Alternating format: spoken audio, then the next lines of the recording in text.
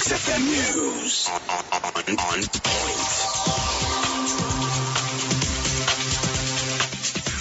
Thank you for joining us. Let's take a quick look at the news. I'm Lynn Komjisha. Bank of Uganda has revealed that commercial banks rejected loans requests worth over 700 billion in July.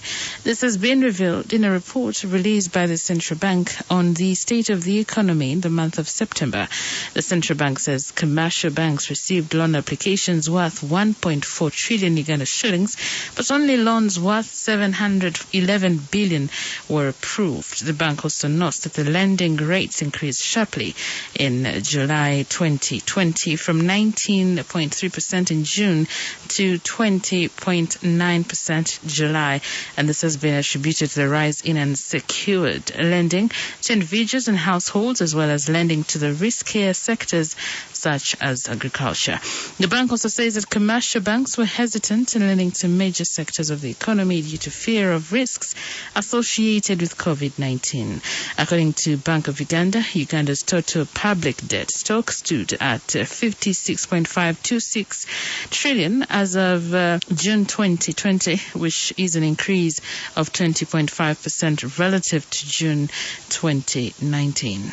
The government has stopped investors from leasing out land to other suspected investors without its consent. For any investors, both local and foreign, before he or she is given land, is required to have a business plan, documentary evidence of the source of money, track record of the internet business, a bank guarantee, and the project must align with the National Development Plan.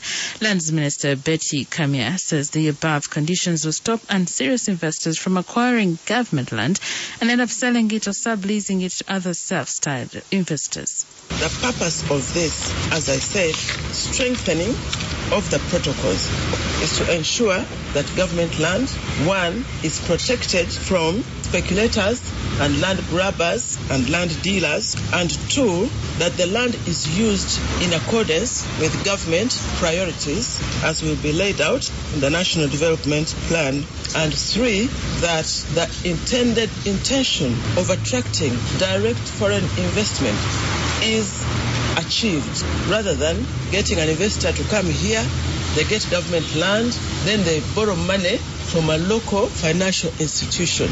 Police has been called to the Electoral Commission offices in Kawempe to restore calm after candidates that turned up for the nomination exercise attempted to protest some guidelines. The Commission officers, led by Robert Mugabe, called the police when candidates who had flocked the premises in large numbers declined to observe regulations, including observing SOPs. Upon arrival, police pushed back those who had gathered while accusing them of violating SOPs, prompting a bitter exchange from them in retaliation. Later, calm was restored.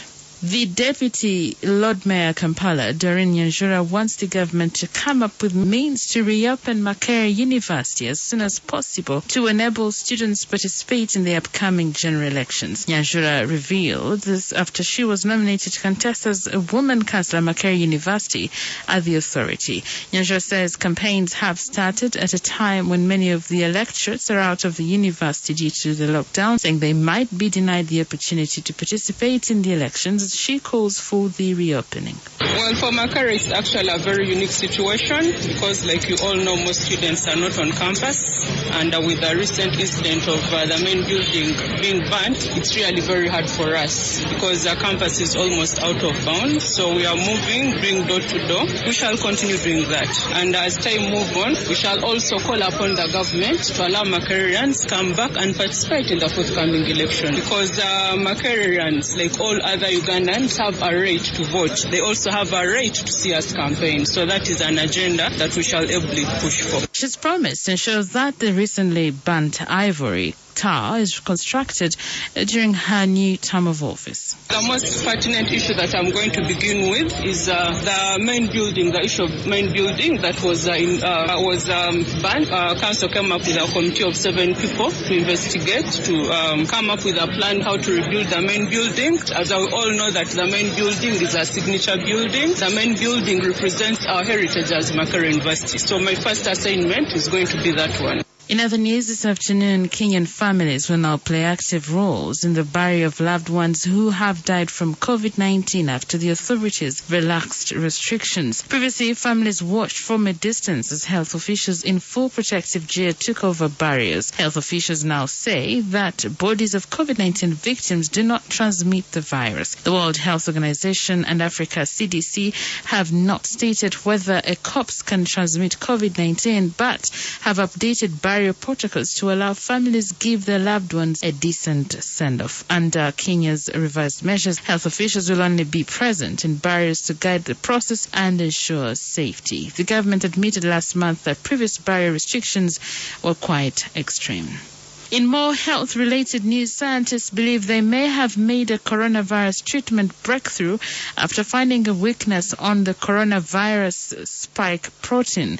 A druggable pocket was discovered on the pathogen's surface, which could be injected with antiviral drugs to stop it working before it infects more human cells. Now, the University of Bristol experts who led the study described the findings as a potential game changer in defeating the current pandemic. The lead researcher said if the pocket could be filled with virus disabling molecules, the pathogen could be defeated before it could even infect us. It could be taken as a pill or a spray in the early stages of the disease when someone first notices they have symptoms in order to stop it progressing to a critical stage. Experts have today said the research is a big leap forward, but caution that drug development can take years and it's unlikely an antiviral that can target the pocket would be available anytime soon. Only one drug, dexamethasone, has so far been proved to treat COVID-19. The 5-pound steroid was found to cut the number of critically ill patients dying by a third. The surface of the SARS-CoV-2 virus has spike proteins sticking out of it, which have the appearance of tiny little crowns. And that was the news. XFM News on point.